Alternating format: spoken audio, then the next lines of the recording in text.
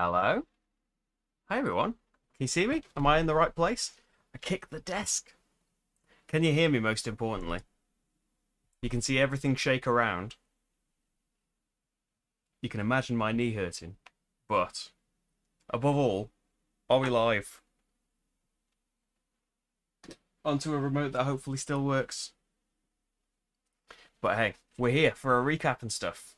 I'm getting my leg out of the way of that now. And mopping up what's left of my drink. How's it going though? Hi Monica. Hi Gemway. Hi Rug on Twitch. It's all mixed together. I can see all of your chats. It's all good? You can see me? Great. I forget kind of the setup. I feel like I'm at a weird angle.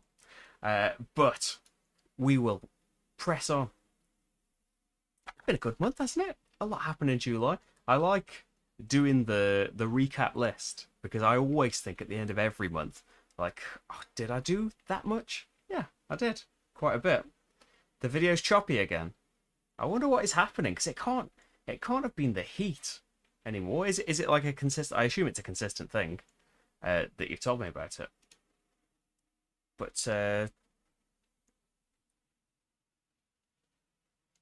Rugi can't see me on Twitch.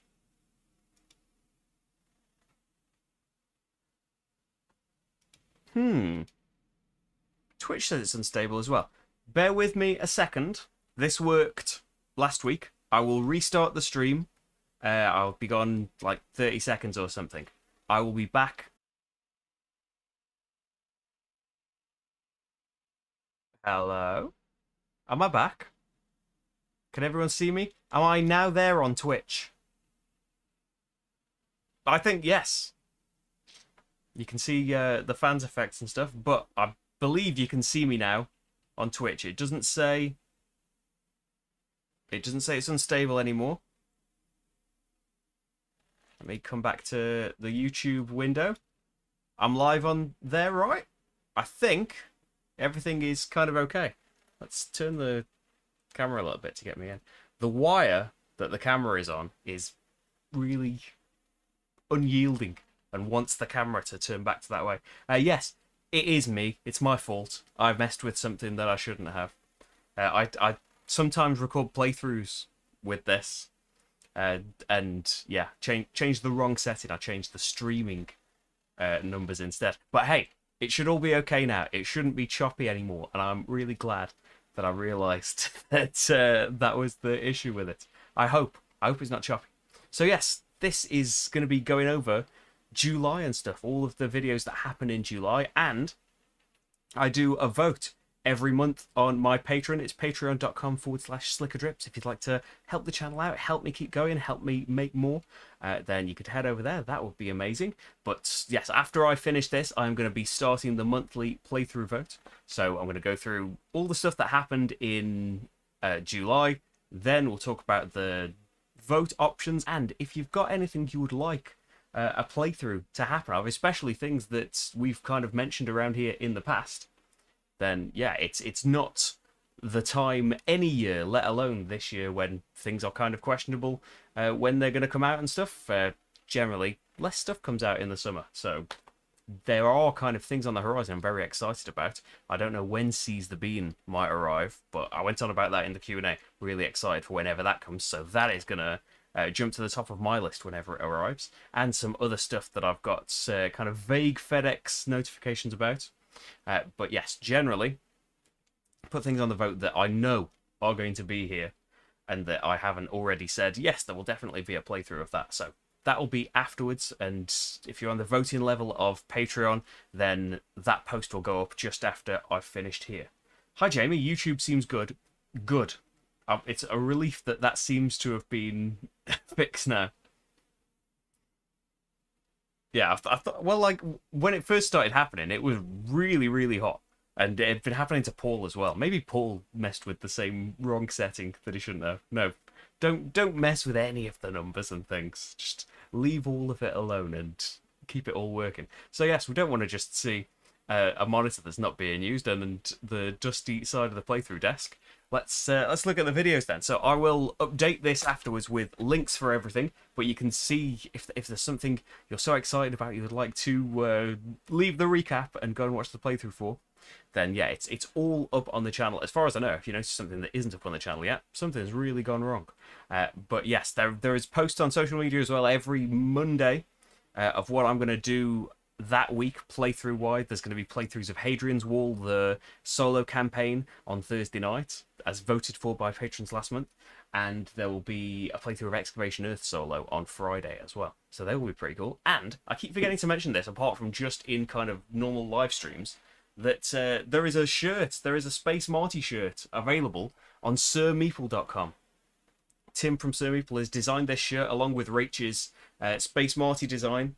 And you too can walk around with Space Marty on you if you would like.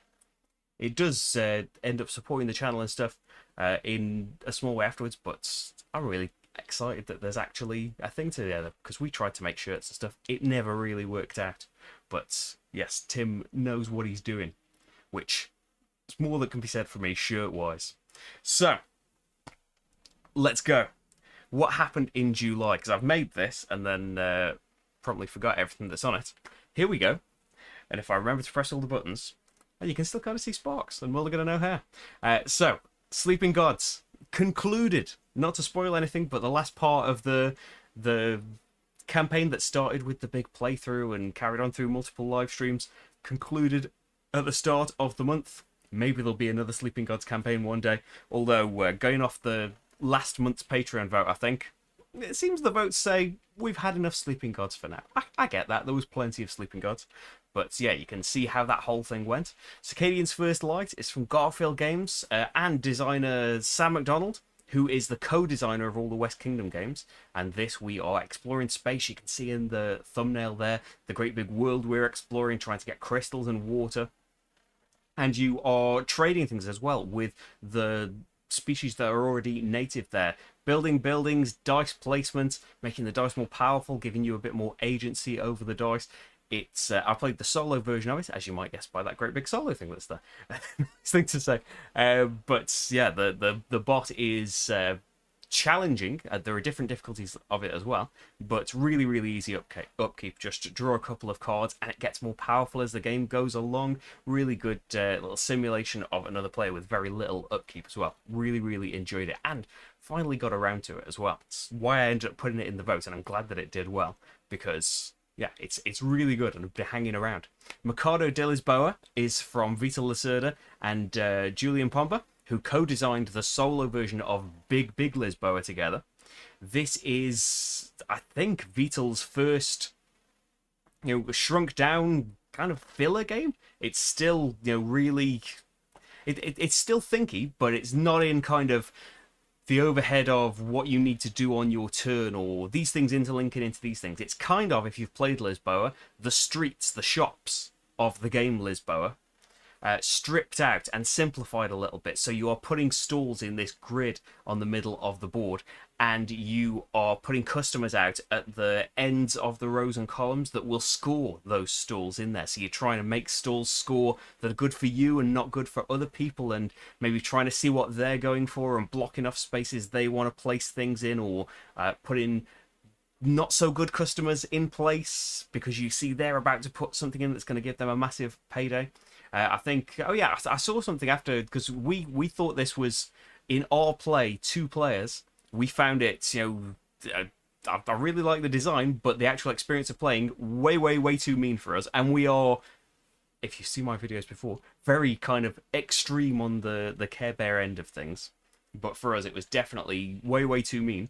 And I can't remember what I saw since, but it's pointed out that that's probably kind of, like a lot of times, it is amplified in a 2-player game, because anything that you do affects your opponent. It's not like in a game with more players, it might affect everybody, or you might be choosing someone doing really well to have that effect.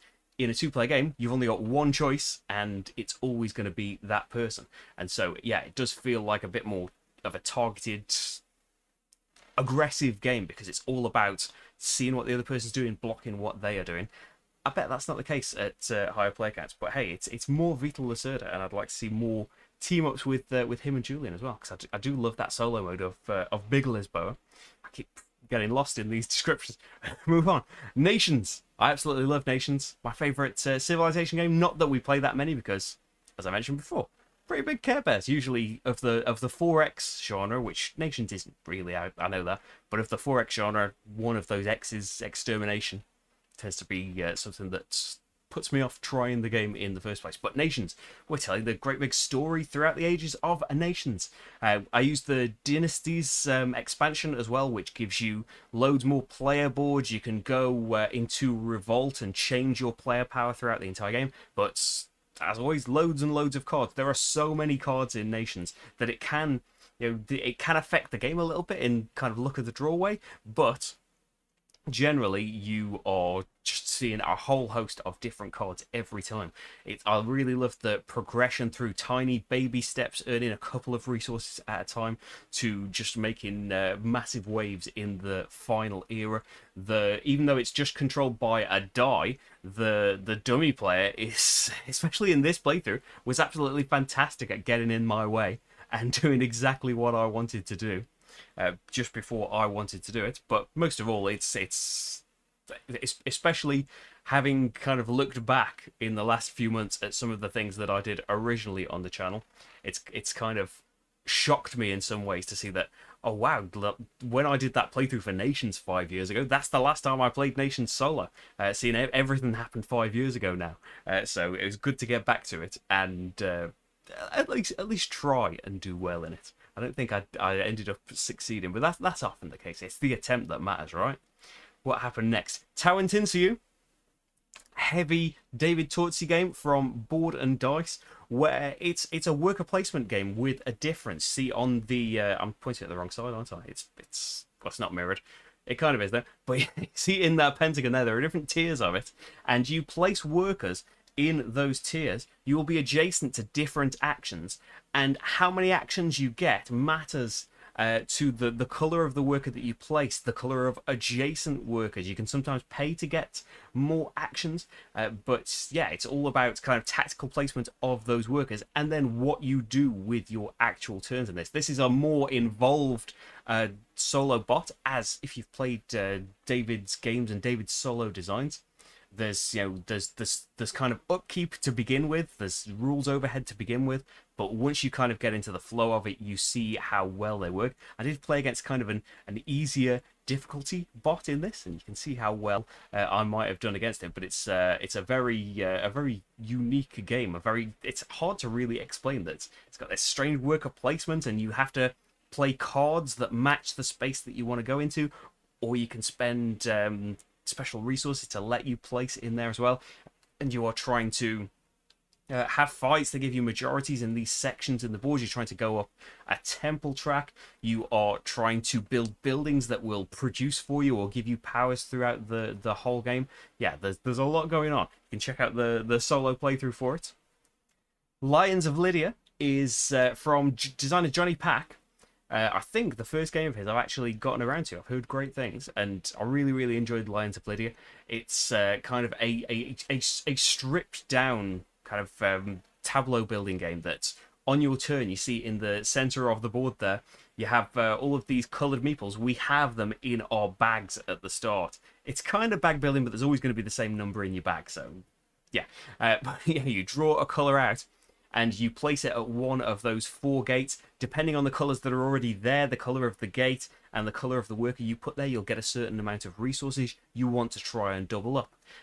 Or you can place your worker in the center, in the fountain, and build cards instead. See, all the cards that are around that central board, you can build by spending resources. And you can also upgrade buildings you've already built.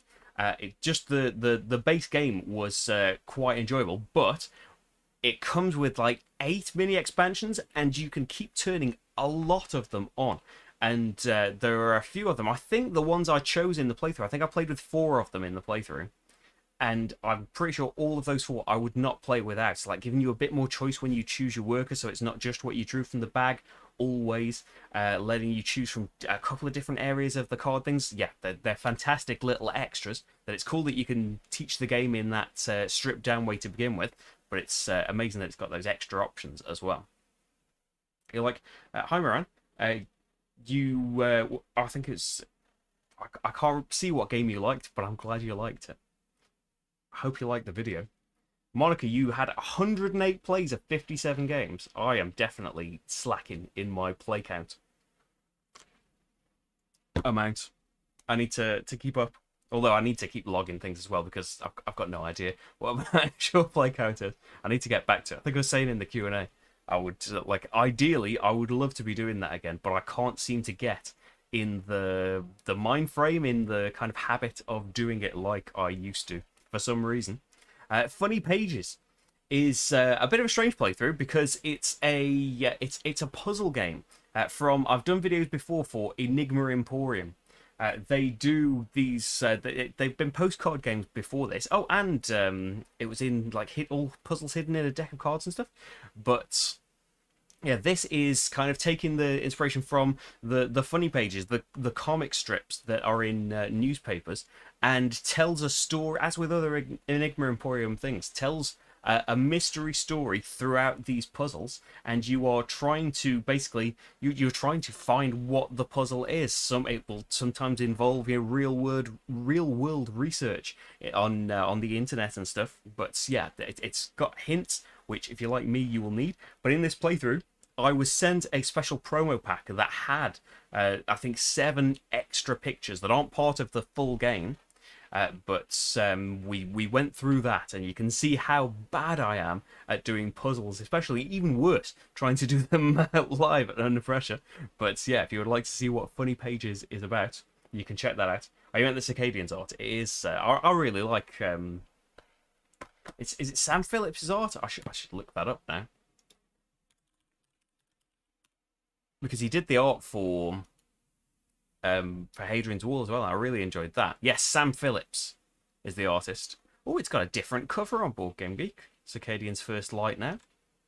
Maybe that's something to do with there's a second game in the series coming out soon, isn't there? Next up, Grand Austria Hotel. So I backed the Kickstarter. I loved Grand Austria Hotel. Another one that I did a playthrough for way back when, at some point in 2016, using a fan-made solo variant, and I think that's what this is. So there was a Kickstarter for an expansion, and also you could get an upgrade pack for your copy. You could get a deluxe new edition, but I went for the upgrade pack. Nicer resources, upgrade some of all the cards got upgraded. Instead of having cubes, it's got pictures of the resources and stuff. And I got the expansion too. But to start with, I did a solo playthrough of just the base game with the new official solo mode. So I think it started out as a user-made one, but has now been adopted into official. It's a bit swingy. It depends, what that bot manages to get. You got so many more customers than me, and more than I could possibly have caught up with, I think. But as just a way of playing Grand Austria Hotel, yeah, it's nice to see it's adopted into more games, of course, having solo games in there out of the box. And also, we'll get onto the expansion stuff, but the solo mode kind of expands into all of the modules of that expansion too. So maybe there'll be another one in the future for showing off more of Grand Austria. But yeah, in the solo mode, you're trying to get customers into your hotel, give them the right resources, the right meals that they want in your cafe, and then have rooms ready for them to send them to try and score the most points. And don't forget to impress the Emperor as well. Next up, we had Awkward Guess. This has kind of been, it's not a new game, it's from 2016, I think, but kind of been a new revelation for me and for friends as well, and for Rach. That it's Georgina from my Discord and Patreon that's kind of woke me up to Awkward Guess that for some reason I had kind of not noticed or dismissed at some point. I don't really remember. But this is a deduction game where, kind of Cluedo style, there has been a murder, there are these suspects, there are these weapons, there are these rooms. You need to find out the solution to this mystery. And it's all done with a very clever deck system that in the multiplayer game at the start of the game, it will tell you a selection of, I think, 70 cards out of 200 and something to get, and you shuffle them all up. Everyone has some cards, and you get information from them cards. There is a nice trading system for sharing information, but as the game goes on, you don't want to share too much. The solo mode, though, that is supported by an app, you draw the cards as you go, and there's still kind of the risk, as there is in multiplayer, of doubling up on information, so you need to try and ask for topics intelligently or judge how much information you have about a certain thing, what you should be asking about. I'll say that I wasn't a great deducer in this. I want to do another awkward guest stream, actually, because I've had a lot more practice since, and I think I'm much better at the solo than I was. Who knows, though? As soon as you turn on that camera, it seems that things go all wrong. But yeah, I really, really enjoy awkward guests, and kind of just these. I really, really love deduction games and the kind of logic puzzle ones. There's not that many of them that I know of, so I really, really enjoy when they can be played solo as well. Yes, that's awkward guests. Then we had Viscounts of the West Kingdom Tome Saga. I have kind of been, for what seems like ages now, probably was ages, I was doing the trilogy of the West Kingdom, solo modes, and cooperative modes that was introduced in the Tome Saga expansion, and this is kind of the grand finale of all of that. You can now find 6 playthroughs on the channel, 2 for each game. So in Viscounts, there is a Viscount who is sending minions onto the board, and kind of the way that the castle works in Viscounts of the West Kingdom, they're getting progressively closer. If they ever make it into the middle of the castle, then we lose. But luckily, certain actions we take can remove those workers or place our workers that kind of act as a bit of a buffer for the Overlord being able to place them. It's a really, really fantastic co-op mode. I find it tough now. I think Viscounts is my favourite of the co-op modes. I think Paladins is now my favourite of the games overall. But yeah, the Viscounts co-op mode is absolutely fantastic. And I think a couple of little mistakes I made, turn on the subtitles of course, thanks Steve. A couple of the little mistakes I made it harder for me as well. So yeah, it's one that I might actually have to turn the difficulty up on. Because usually that's not the case. I need to do the opposite. Next, there was Beyond the Rift, Petition's Mouth card game. Loved Petition's Mouth, covered that a while ago on the channel. Euroe Dungeon Crawler. A dungeon crawler with rondels. It works absolutely beautifully in this kind of grim fantasy world as well. So this is a continuation of the story of Petition's Mouth, but in a very different kind of game. This kind of deck building, we have pre-made decks for the characters we want to play, and we are fighting monsters. We are interacting with the kind of terrain, with the area that we are in. I play through the tutorial mission here where we want to progress through the dungeon. We want to get out of all of the doors. Once we've done that, we can say that we've completed it, but on the way there are going to be plenty of monsters. You have these unique decks that represent, you know, the way your character works, like the melee warrior that's not got very much range, but is much better at defending himself and dealing for a lot of damage if he can get the enemies to him, and the magic user that's got a lot of range, but you're going to have to really build up the damage on it, and you're not going to be able to. You don't want that many enemies staying in front of you because you can't really take that damage from them all. And then once you have kind of played through the campaign, as you progress through the actual thing, you start unlocking more cards that you remove a load of basic cards to add in multiple copies of these great cards that you'll find along the way.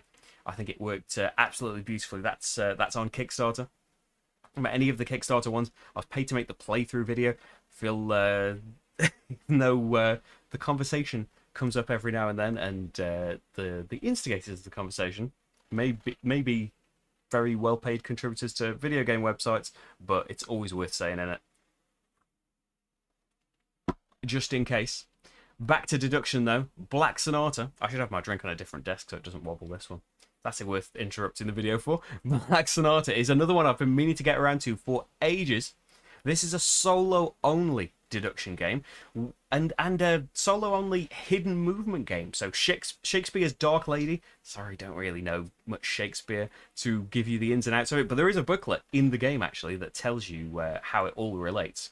the Dark Lady is moving around ye olde London, and we need to find out where she is, to deduce where she is, and then search for her, and bit by bit we'll be given information as to who she is. She is randomly determined at the start of the game, and we have a bit of information. We'll earn a bit more information every time that we find her. But of course, if you're wrong, you are wasting time. You are wasting going. You only get to go through this deck so many times, and there's plenty of kind of 50-50. She could be here, could be here.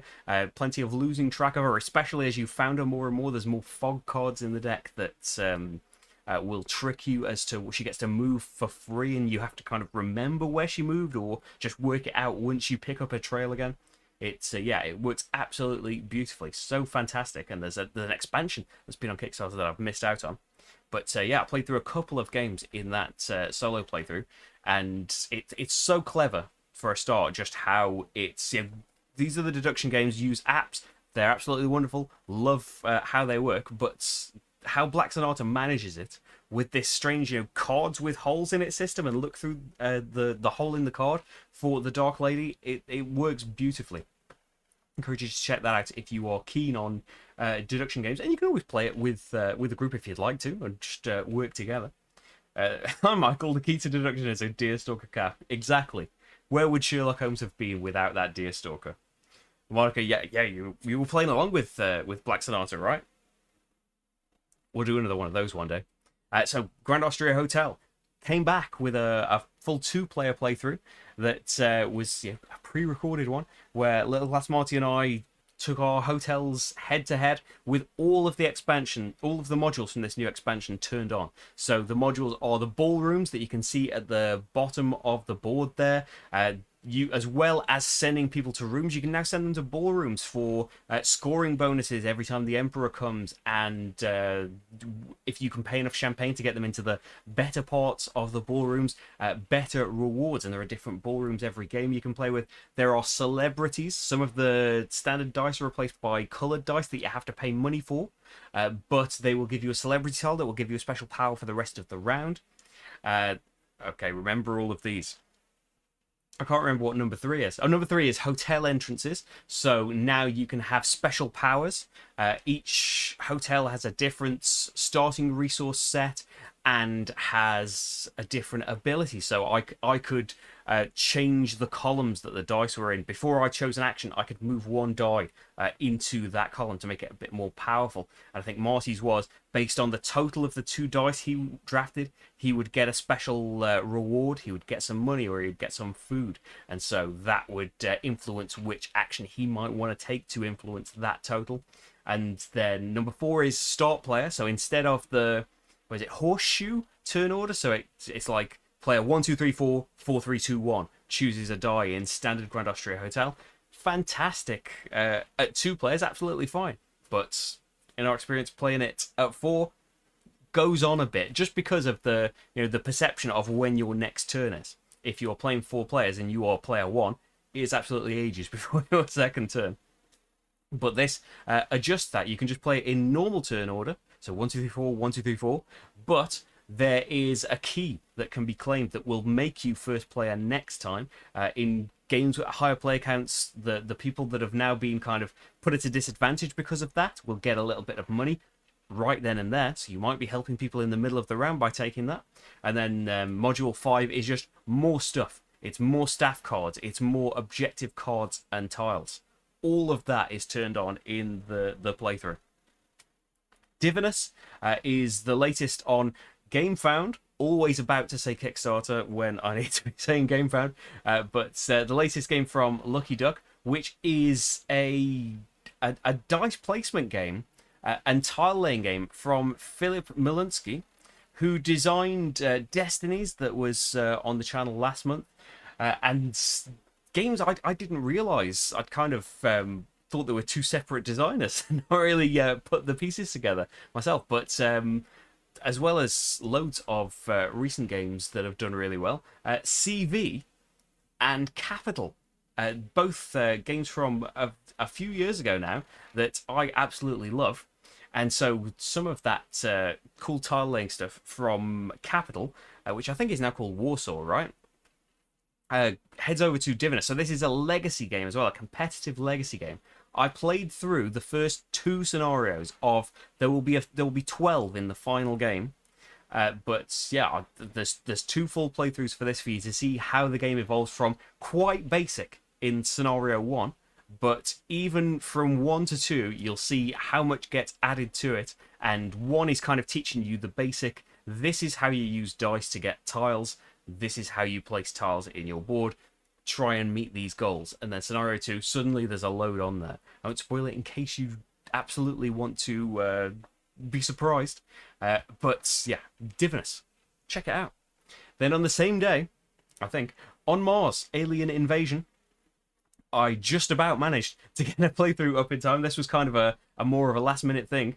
But yes, On Mars has an expansion with loads of modules, and I got the little pack to do Chapter 4, the new solo mode for the game, which instead of having an AI player and the stuff that entails, kind of streamlines all of that out, and now you are playing to meet goals whilst having sabotage cards, having these sabotage events mess you up along the way.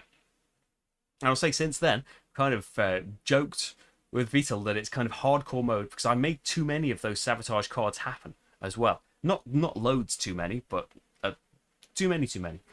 And yeah, made that a little bit harder for myself as well, which might end my no win streak on it. But yeah, On Mars, as I said in my original playthrough, kind of sits at the top of. This game's just about too heavy for me. I just about get it, but I don't really know if I'm doing well at it. Stripping away that AI player really makes it more manageable for me solo anyway. And yeah, I feel like I would play this over the base games one. And I'm excited as well for the other chapters. There's one that's 1 versus many. Someone's the alien and everyone else are the players. I'm not really bothered about that. But there are 2 more co-op modes in there. I would absolutely love to play those as well when the final thing comes along, because CO2 Second Chance took a game that I already really loved, making it co-op and being able to work together with everyone and try to, I don't know, like spread the burden on everyone's brains together cooperatively. I absolutely loved how that worked.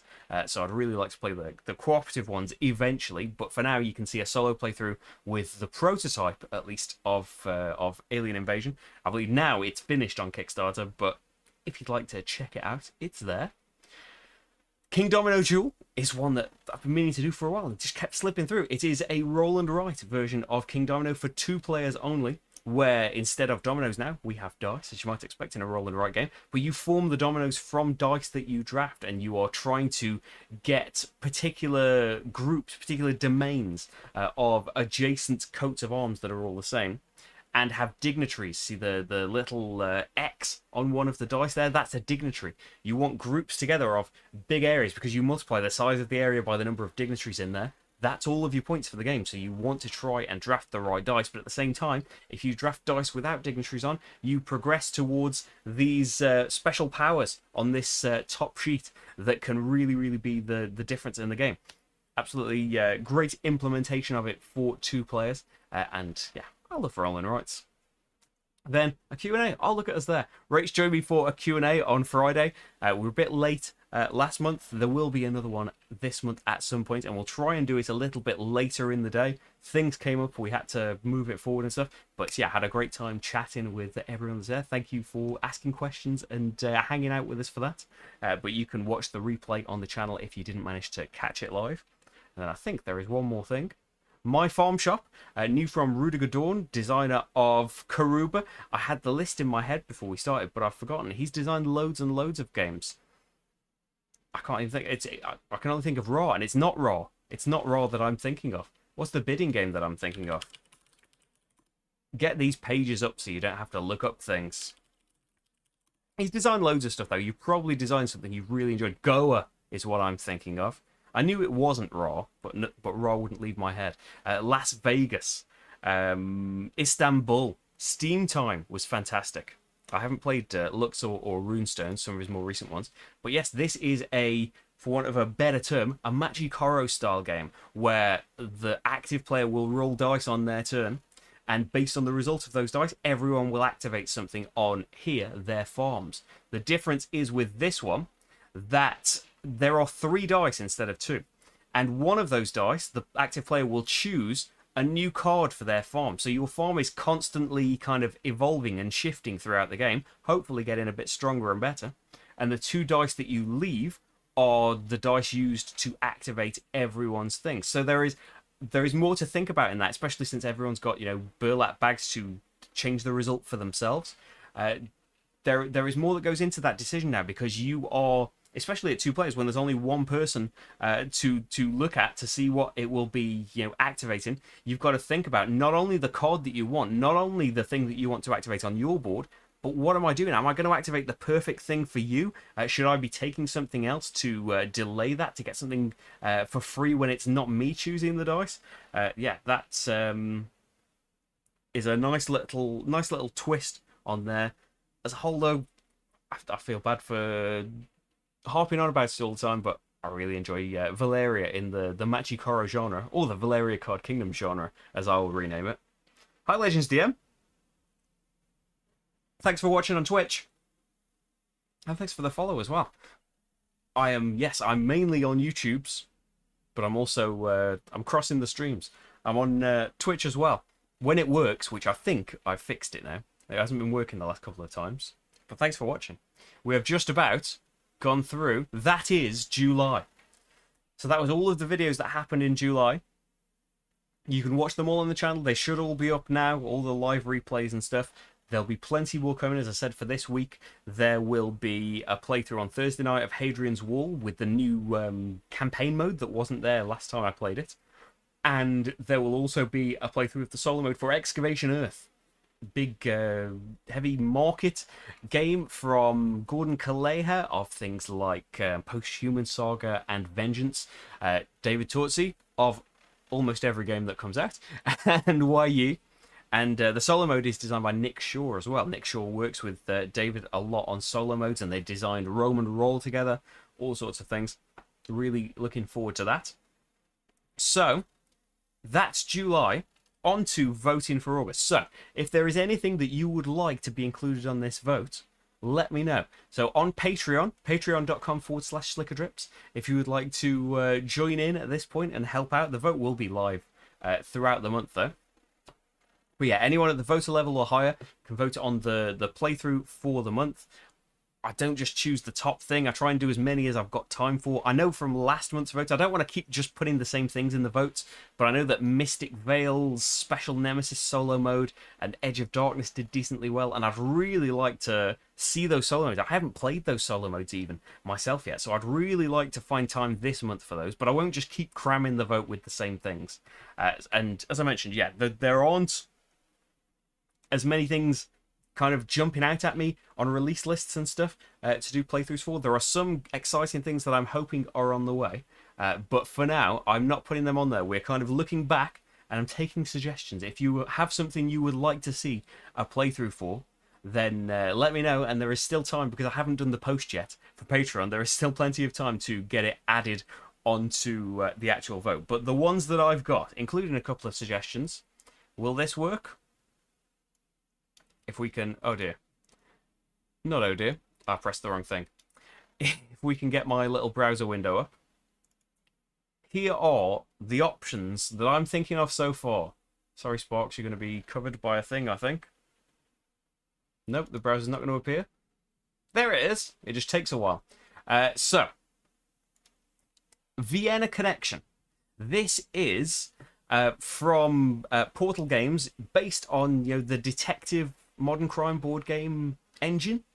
Based on that system, this, rather than being about modern crime and we're using the Antares database and googling all of that stuff and having fun times with that, as I've covered on the channel before, Vienna Connection takes us back to the Cold War, and obviously a more analog experience. There is still a database checking you through, but a lot more from our basic delvings, a lot more physical stuff in that box. So what I'm thinking of with this is, because we still haven't managed to get around to it, and I really want to, and we probably will now that Rach has got a bit more time and she's off for a bit. we're going to get around to playing it. So I was thinking, would you like to see a game of this? Maybe see a live stream, maybe see us play through like the first chapter or something of it. Maybe more if it went really well. But yeah, I'll gauge your interest on that. Would you like to see us play Vienna Connection? Yeah, there's kind of a Rach might appear in more things, hopefully will. But we'll see what she wants to do. But yeah, she said if you would like to see Vienna Connection, she's happy to have a go with that and hopes that it would be entertaining enough and that we aren't just both terrible and sitting there in silence. But you can help us out. Our Legends, you watch, you want to get Hadrian's Wall, but own Excavation Earth. I would, well, I've done a couple of playthroughs for it now. But yeah, I would definitely recommend Hadrian's Wall if you're a fan of the flip and fill and want them a little bit meatier. Next up is Curious Cargo by Ryan Courtney, designer of Pipeline. This is another one that has kind of been, it's done decently well in votes and things. The two-player of it we played, it's one of those ones that I should have realised this looking at the rules and stuff. It's way too mean for us, but it's got a specific solo mode that was introduced since that is not appearing in here, but is designed by Ryan as well, I believe. It's an official solo mode that I would like to check out. Would you like to see a playthrough of it? It's kind of some of these things that, like, they did well. Should I do these before it's too late? Curious Cargo, would you like to see some? Next up, carrying on, it would kind of complete for now, I think, my solo Vital Lacerda series. So Escape Plan is a bit of a different one from him. I think you are criminals pulling off the final big heist and trying to escape. There's this great big map. We're trying to go to these safe houses and get our money, avoid the police, and get out. Now, I did a video for this back when it was on Kickstarter, way back when, with a prototype copy, and did a 2-player video for that Kickstarter. But now that it came out, it got delivered, everything was all good. It got a solo mode added to it, as all of Vital's deluxe games have had. And yeah, I've still never played it. And more importantly, I've done playthroughs for every other Vital Lacerda game, I think, including that on Mars one that isn't even technically out yet. I've done a solo playthrough for that. So Escape Plan is missing. Should I fill in that gap and complete the collection? Moran, you want to see some Vienna Connection? We love Detective. And as much as I love the overarching story of the main Detective box, I really like Detective Season 1 as well. They're a little bit smaller things, not a big overarching thing as well. A better introduction.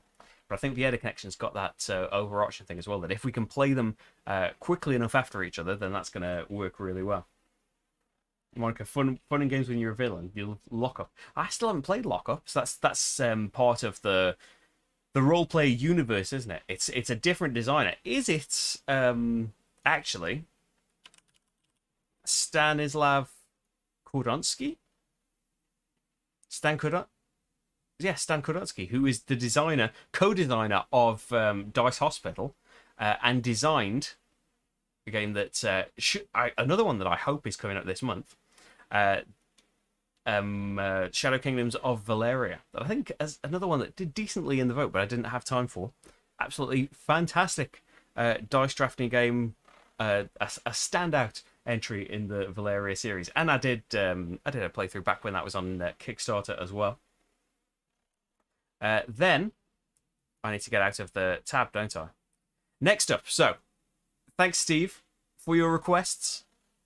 I don't think I've replied to your comments yet, but thank you for your requests for other things that were in votes way back when. And yeah, I don't think quite made the cut. So, Xenon Profiteer, I'm pronouncing that wrong, aren't I?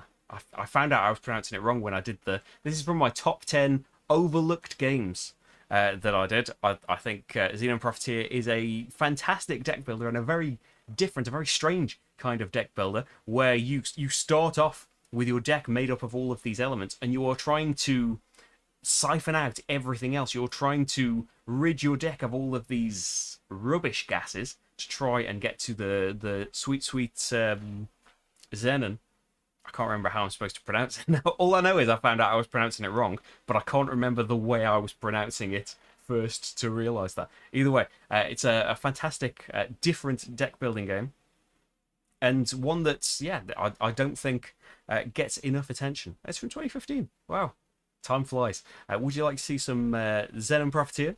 Xenon Profiteer? One of those. Next up, Empyreal Spells and Steam.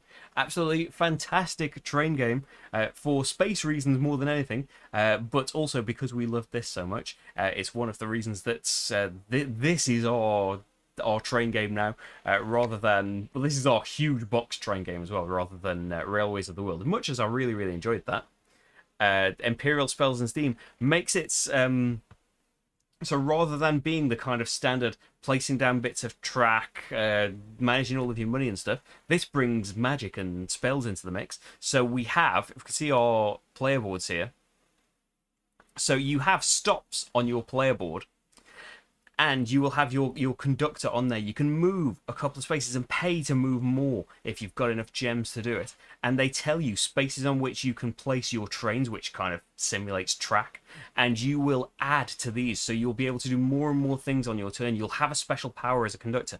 You will gather more special powers as the game goes on. It's got an expansion that adds a load of stuff, but it's got a specific solo mode as well that I would really like to try out. Absolutely fantastic production and art, as you can say, for tons and tons and tons of level 99 stuff.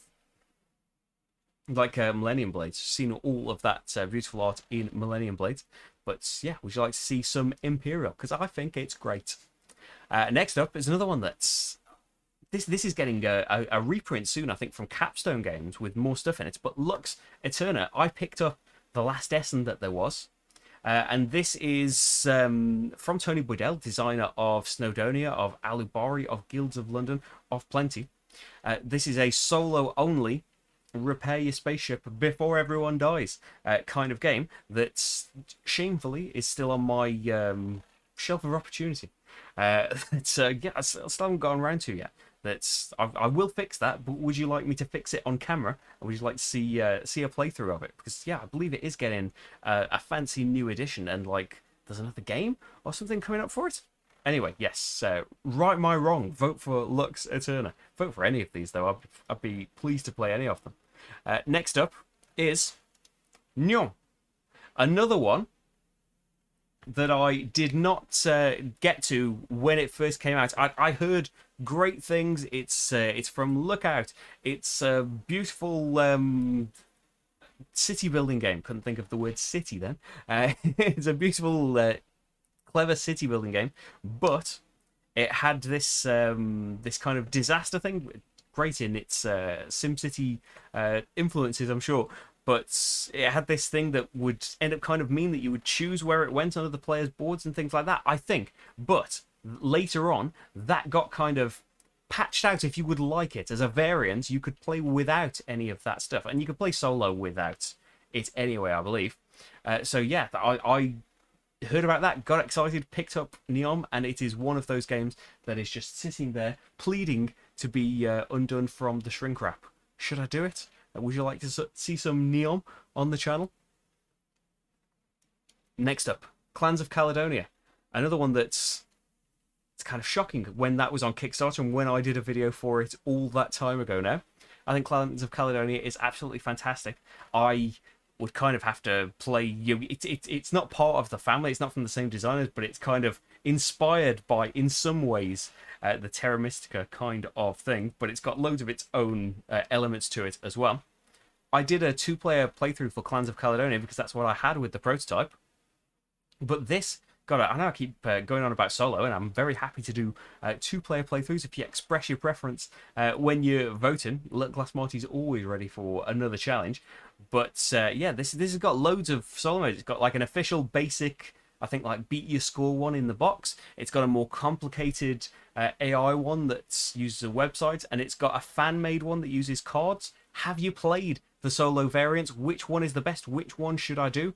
Would you like to see some more Clans of Caledonia? I think it's pretty well regarded. I don't want to say it's underrated. Yes, it's in the top 50. Good on you, Clans of Caledonia. Good on you, Juma. It's well deserved. But it's just one that I kind of feel like, in my channel anyway, in my game playing, has been lost in the sands of time. Monica, you've played it once and never solo. We've played it a few times, but as I say, a while ago now. And yeah, I don't think solo was in it at the time. Hi, Heather. The BGA implementation of Clans is very good. I didn't realise it was on there. Very cool. Board Game Arena, if you're not familiar. Moran, you love the game selection for August. I'm glad. I always agonise about what games are going to go on these lists. Next up, is this nearly the last one? Nearly. So next up is another one. I don't know if you can see it kind of hovering. No, you can't yet.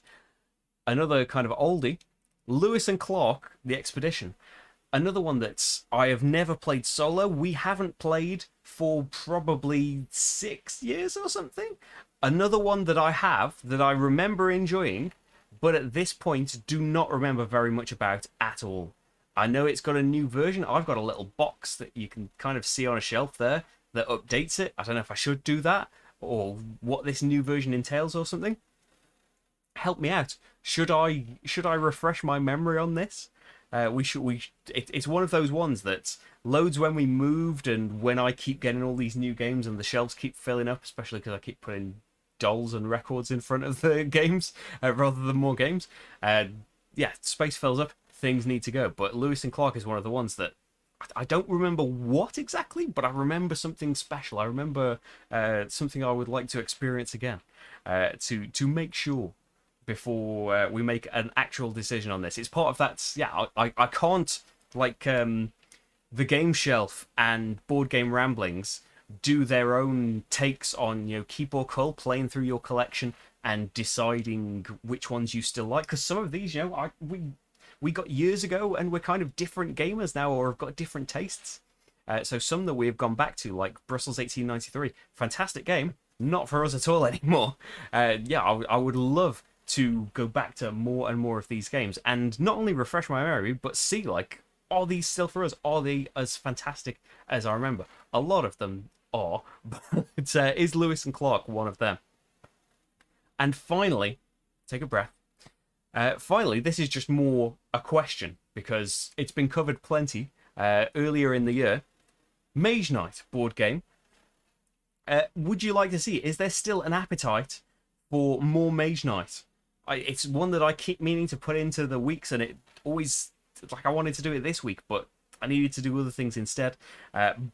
Is there still a hunger for more Mage Knight? I hope so. I think so, because it's popular enough, it's fantastic enough, and as I was saying earlier in the playthrough, I don't think I've played it since Anniversary, which is like the end of April now, which is getting to be scarily far away.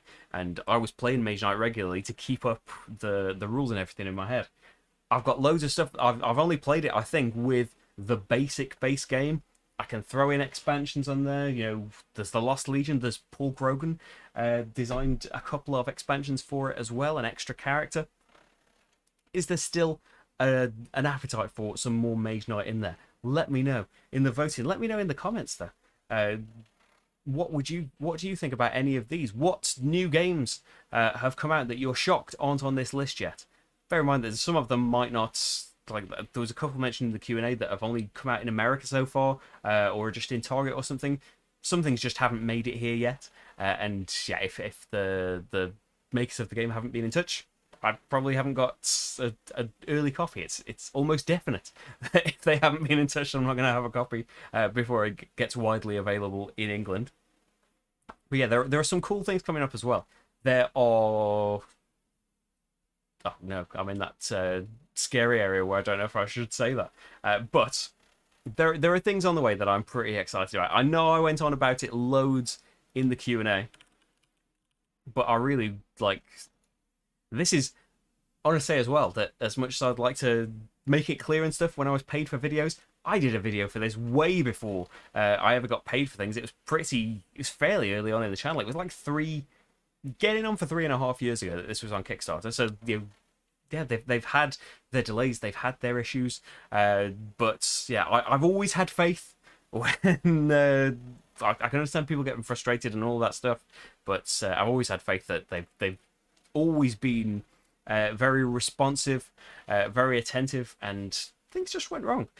But now it is arriving. Some of these pictures on Board Game Geek are of the actual version. This is a copy of Seize the Bean in the wild. Someone has it in their hands with all of the deluxe stuff. Like, I remember in my prototype, it had beautiful things. It had beautiful kind of 3D printed sugar cubes and the milk bottles and stuff, and the croissants, I think. There's to my mangling of that. But now you can see, look at the donuts and the coffee beans and stuff and the scoop. Oh, it's so great. And maybe something that I should declare as my extra bias is I'm in this game. I wasn't when I said it was amazing, and I had no idea I was being put in it until I think like it's maybe like 6 months later or a year later or something.